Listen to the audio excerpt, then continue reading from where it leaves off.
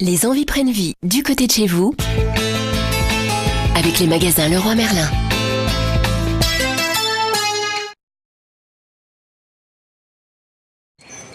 Dominique et Marie-Eugénie ont décidé d'aménager les écuries de leur ferme pour en faire des chambres d'amis. Problème, comment desservir les chambres par un couloir intérieur sans détruire la magnifique charpente qui cloisonne les pièces? Solution, une coursive extérieure.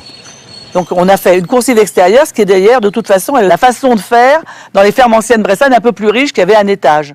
Et c'est comme d'habitude Dominique qui s'est collé, qui a fait toute la coursive à l'ancienne, toute la balustrade en fait avec des poteaux octogonaux, je crois qu'ils sont octogonaux, enfin ils sont à plusieurs facettes, en chêne, voilà, massif, comme c'était de toute façon, toutes les poutraisons sont en chêne ici. Donc on a résolu le problème en passant par cette coursive. L'idée c'est qu'on ait l'impression que ça a toujours été là, évidemment, voilà.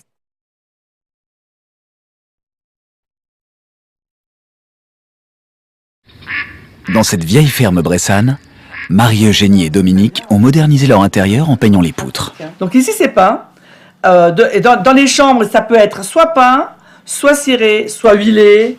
L'idée c'était d'éclaircir et de rendre plus moderne surtout.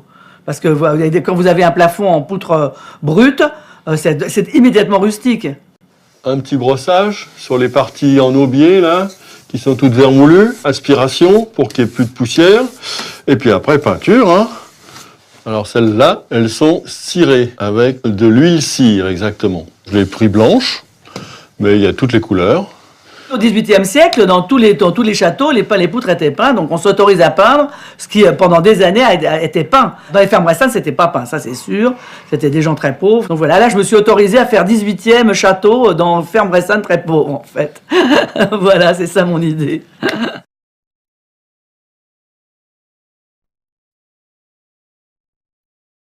Alors ici, le sol, c'est les pierres de Bourgogne en petits morceaux. Voilà. En fait, c'est des fins de l'eau. Ça coûte pas cher du tout. C'est en vrac. Et ensuite, en général, les gens les mettent dans les chemins pour boucher les trous. J'exagère à peine.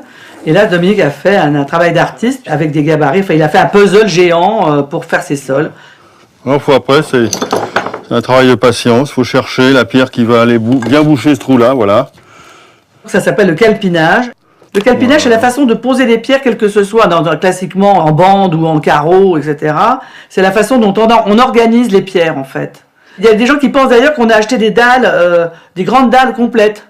Alors qu'en fait, non, le petit bout, il l'a posé en même temps que les grands.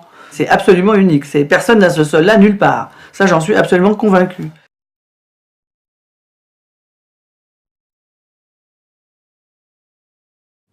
Chez Marie-Eugénie, les placards sont des volets. À moins que les volets ne soient des placards. Alors les placards de cette maison, tous ceux qui sont entre autres avec des volets anciens, sont des volets qui ont été récupérés dans un château à Coligny qui est à 20 km d'ici. Je les ai gardés des années dans un hangar jusqu'au jour où Dominique a décidé de s'en servir. Et lui après, il a fait ce qu'il voulait. Et il a bien voulu faire des placards de toutes sortes. Des placards bruts, des placards peints, des placards patinés et même des placards fenêtres. En fait, ça dépend. Ça dépend dans quel état je les trouve. Hein. Si ça me plaît, il y en a même des fois que je repeins et que je repatine. Puis des fois, celui-là, il n'y a pas grand-chose à faire. Hein. Un placard surprise peut-être? Alors là, toujours les volets avec les gravures anciennes dessus. Et derrière, voilà, Dominique m'a fabriqué ce petit meuble qui me permet de ranger toutes mes petites affaires de fille. Et quand c'est fini, hop, je range. Et ça y est, mon placard à malice a disparu.